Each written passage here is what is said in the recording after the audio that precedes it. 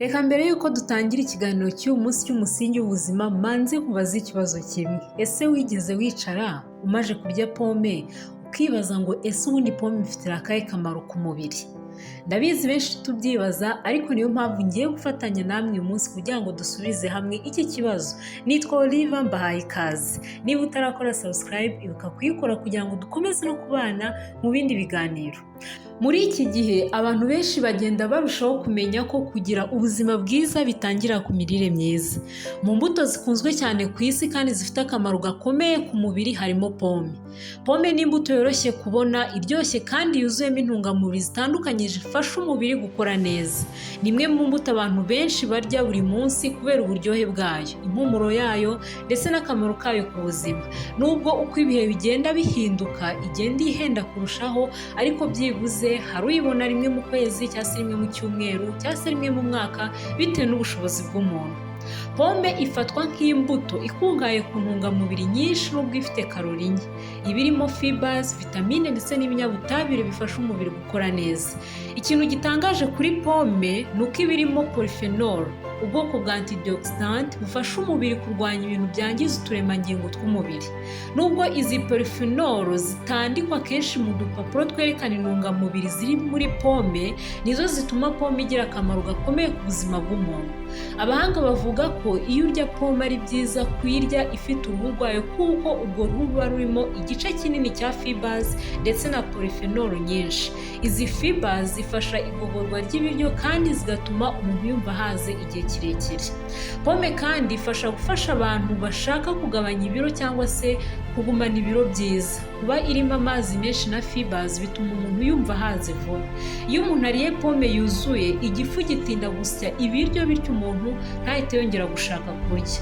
Ibi bishobora gufasha kugabanya kurya cyane no gufasha umuntu kugumana ibiro byiza. Hari ubushakashatsi bwerekanye ko abantu barya pome kenshi bashobora kugira BMI nziza ndetse bakagira ibyago bike byo kugira indwara zifitanye isano n'umubyibuho ukabije.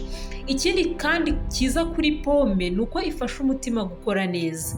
Abantu barya pome kenshi bagaragaje kugira ibyago bike byo kurwara indwara y'umutima cyangwa se kugira umuvuduko ukabije w'amaraso. Ibi biterwa n'uko pome irimo soluble fibers ifasha kugabanya cholesterol mbi mu mubiri.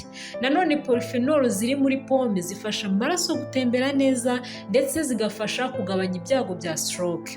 Pome kandi ishobora kugabanya ibyago byo kugira diyabete yo bwoko bwa kabiri.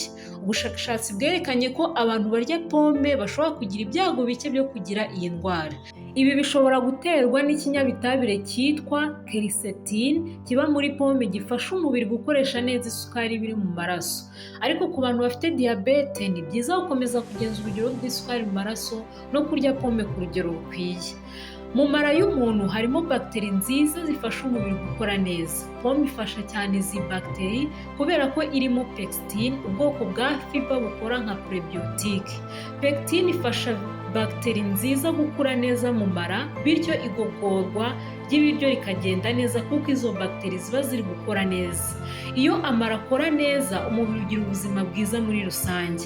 Hari ubushakashatsi bwerekana ko pome ishobora gufasha kugabanya ibyago by'indwara zimwe na zimwe nka obesite cyangwa se umubyibuho ukabije, diyabete, indwara z'umutima ndetse na kanseri. Pome kandi ishobora gufasha mu kurwanya kanseri. Iriya polyphenol ziri muri pome zishobora gufasha guhagarika ikwirakwira ry'uturemangingo twa kanseri.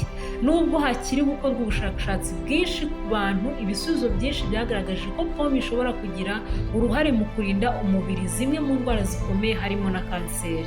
Ku bantu bafite asima cyangwa se ibibazo byo guhumeka, pome nayo ishobora kubafasha.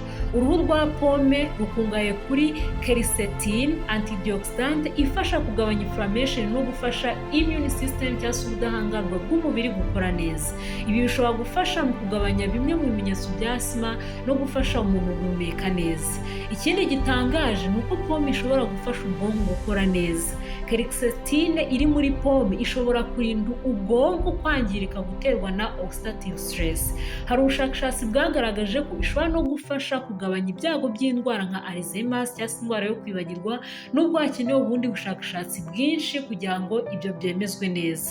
Pome kandi ishobora kugira uruhare mu buzima bwo mu mutwe. Kurya imbuto n'imboga bihagije buri munsi bishobora gufasha umuntu kugira mental health nziza cyangwa se ubuzima bwo mu mutwe bwiza. Abantu barya imbuto nke bakunze kugira stress cyangwa kumva batameze neza kurusha abarya imbuto nyinshi. Kubera intungamubiri zayo, pome ishobora gufasha umubiri n'ubwonko kugira freshness no gukora neza. Ku bijyanye n'igogorwa ry'ibiryo, pome ifasha cyane abantu bafite impatwe cyangwa se ibibazo byo mu gifu. Fibers zayo zifasha amara gukora neza kandi zishobora no kugabanya ibyago byo kugira gerd, indwara ituma aside yo mu gifu izamuka mu muhogo. Iyo umuntu arya pome neza kandi ku rugero rukwiye, bishobora gutuma igogorwa rye rigenda neza, cyangwa se kwa kundi umuntu amara kurya agatura imibi cyangwa se akagumya azamura aside yo mu gifu, bikagabanuka cyangwa se bikanashira burundu. Ikindi gituma pome ikundwa cyane ni uburyo yoroshye kuyirya no kuyongera ku mafunguro. Ushobora kuyirya isanzwe cyangwa se ukayivanga muri salade, muri smoothie, cyangwa se ukayivanga n'ibindi biryo bitandukanye. Hari n'abakunda kuyikoramo umutobe cyangwa se kuyikoresha muri deseri zitandukanye. Kuba iboneka ahantu hatandukanye kandi ifite uburyohe bwiza bituma abantu benshi bayikunda. Mu gusoza, pome ni imwe mu mbuto nziza cyane umuntu ashobora gushyira mu mirire ya buri munsi. Ifasha umutima, ubwonko, amara ndetse ikongera n'ubudahangarwa bw'umubiri. Ifasha kugabanya ibyago by'indwara zitandukanye kandi ikagira n'uruhare mu gutuma umuntu agira ubuzima bwiza muri rusange, cyane cyane iyo uyiriye ifite uruhu rwayo. Ikindi kandi, pome iba inshuti nziza y'ubuzima bwiza kandi ikongera umubiri imbaraga n'ubwirinzi. Ndabashimiye cyane mwebwe twabanye mu kiganiro cy'uyu munsi, mbashishikariza gukora subscribe kugira ngo dukomeze no kubana mu bindi biganiro. Murakoze cyane, muba amahoro.